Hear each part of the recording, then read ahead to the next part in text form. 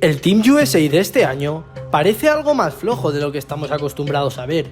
Y mira que los últimos años tampoco es que hayan sido de gala, pero es que este año, fijaros que hay gente que incluso ni los pone como favoritos, porque no tienen ninguna superestrella, son súper jóvenes y con el éxito que han tenido en las últimas competiciones, algunos dicen que ni siquiera llegarán a la final del mundial. Es verdad que todos sabemos que el Team USA realmente se concentra en ganar los Juegos Olímpicos y no el mundial, pero en mi opinión este grupo de jugadores está bastante bien reunido, y dejar que os explique por qué. Para aquel que no lo sepa, el equipo está compuesto por Paolo Banchero, Michael Bridges, Jay Branson, Anthony Edwards, Tye Haliburton, Josh Hart, Brandon Ingram, Jarrett Jackson Jr. y ojo con este, Cam Johnson, Walker Kessler, que es muy importante porque es el único pivot que tienen de 7 pies para arriba, Bobby Portis y Austin Reeves, que es uno de los favoritos del torneo. Yo opino que es un fallo muy gordo no haber invitado a Ja Morant por un tema de negocio en las competiciones internacionales. Este hombre hubiese sido enorme, como si fuese un dios por su estilo de juego, por cómo el tío salta por las nubes y hace el show, hace mates espectaculares.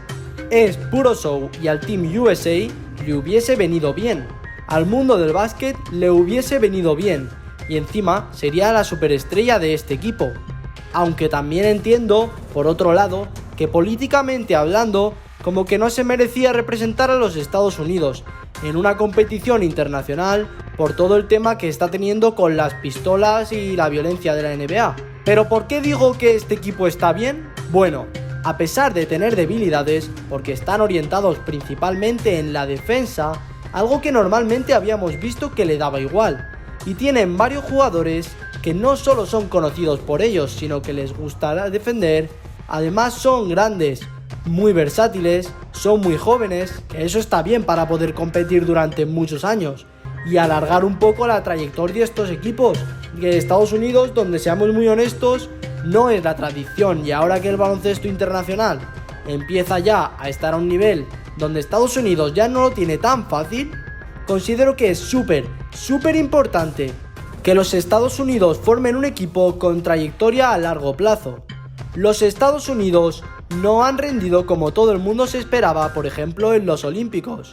Pensé que iban a pinchar porque tenían un problema muy gordo, ya que no habían traído un pivot suficientemente grande para hacer rival a la competición que había en el internacional. Y así fue. Cuando se enfrentaron a Francia, a pesar de haber perdido contra Nigeria y Argentina, si no recuerdo mal, fueron eliminados por los franceses por justamente eso, falta de centímetros, y a día de hoy parece que no han aprendido la lección los estadounidenses, porque tampoco es que hayan traído a los jugadores más grandotes, es decir, así que no digo que hubiesen aceptado, pero necesitan más altura, aunque obviamente ese no es el problema principal, y al fin y al cabo tiene jugadores muy versátiles. El verdadero conflicto que yo le puedo llegar a ver es que no han seleccionado a sus jugadores pensando en el estilo de juego que hay encima. Es decir, el estilo de juego de los Estados Unidos es jugar súper rápido, con alguna que otra norma diferente y una dinámica muy diferente de encima. El juego es mucho más táctico y en una cancha mucho más pequeña que la de la NBA. No se permite correr ni tener tanto espacio en ataque, a pesar de que además la pintura siempre va a estar poblada por jugadores muy altos.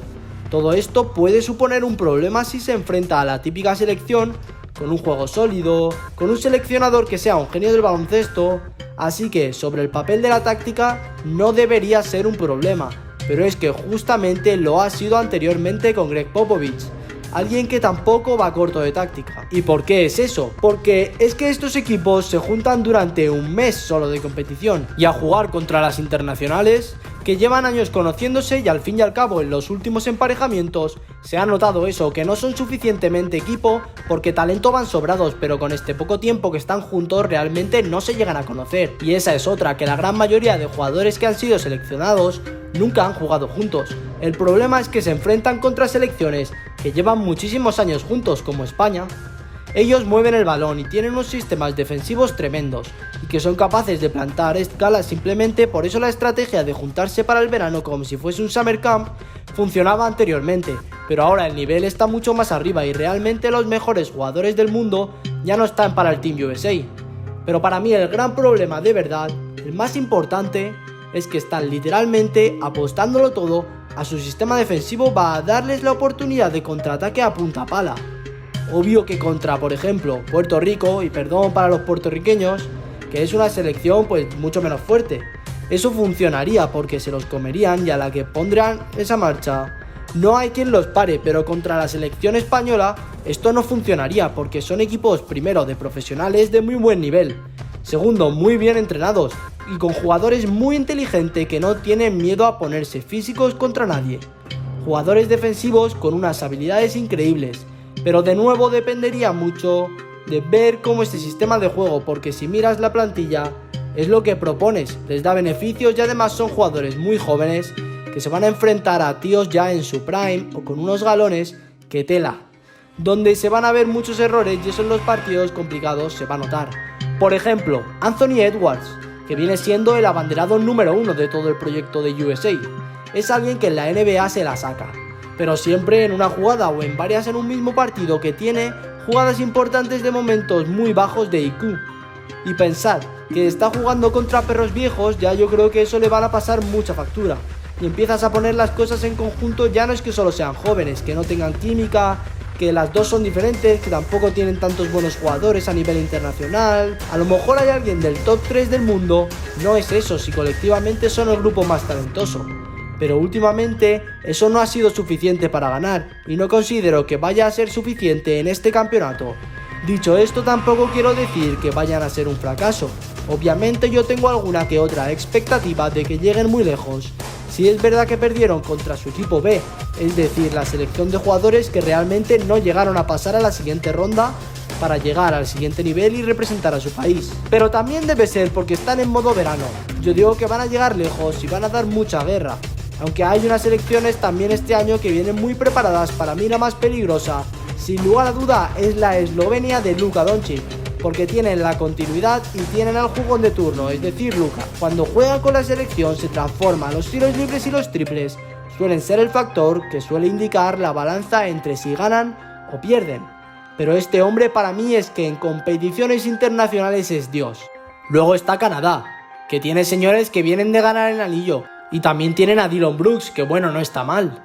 Aunque seguramente el año que viene de Houston se vaya directo a China. Tienen hombres que son compaginables a nivel de talento y a nivel de continuidad. Francia no la puedes dejar fuera con las Torres Gemelas y los jugadores. Esto siendo súper transparente, que dan por culo cada año. Va a ser una de las fuentes y especialmente cuando se plantan ahí con los dos gigantes en la pintura. Y ver que los mueve especialmente equipos tan bajitos como Australia. Tíos, Australia me da un miedo increíble porque tienen buenos jugadores y los que no están en la NBA han sido ex NBA, tienen mucha profundidad y es lo que siempre digo, al final y al cabo no están tan compensados como España, que es la siguiente selección que yo voy a nombrar, pero es que, claro, es que son muy buenos, la verdad. Y para acabar con la selección española, el mejor para mí era Ricky, la pérdida de este hombre me da mucha pena. Qué pena, porque yo la verdad es que tenía altas expectativas viniendo de ganar el europeo, como lo hicimos con los Hernán Gómez. Con el rodaje que tienen nuestros tíos somos muy buenos. Pero claro, se nos ha caído una pieza muy importante.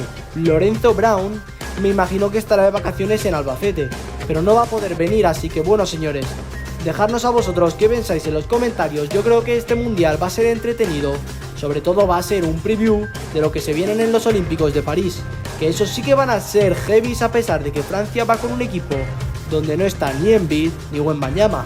Entonces para mí el año que viene por encima de Estados Unidos estará Francia. Honestamente, si están todos sanos, presentan un quinteto increíble. Ahora, a día de hoy la competición está abierta y nunca me voy a rendir en España, pero como siempre no lo veo tan claro. Dejadnos a nosotros qué pensáis, suscribiros al canal si no lo estáis, dale like al vídeo y como siempre, nos vemos en la próxima. Adiós.